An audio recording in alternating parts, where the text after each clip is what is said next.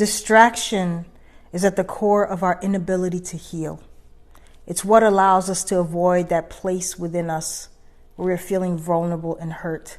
We distract ourselves with work so that we don't have to come home to an empty, lonely apartment, or even maybe come home to a partner that we're not genuinely aligned with.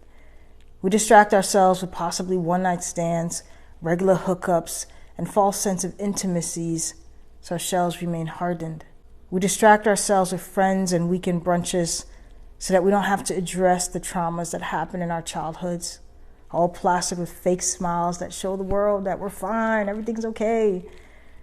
We distract ourselves with adventures and unnecessary risks so that we don't have to acknowledge possibly the boredom in our lives because the risk-taking helps us to feel alive. We distract ourselves with addiction so that we don't have to think or feel our emotions, senselessly numbing ourselves into spirals of despair.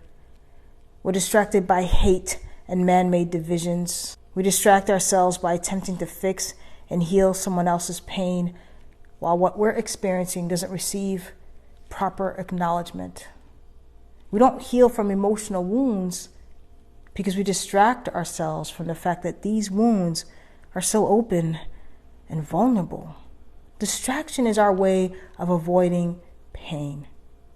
The fear of having to face these wounds, look at them up close and personal, and acknowledge how much they hurt and how intense they are and how uncomfortable they are, that we'd rather use distractions as a coping mechanism.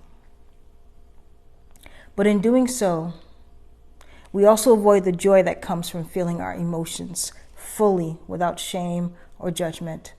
Our troubles come to teach us more about who we are, what we believe in, what really matters. Our troubles come to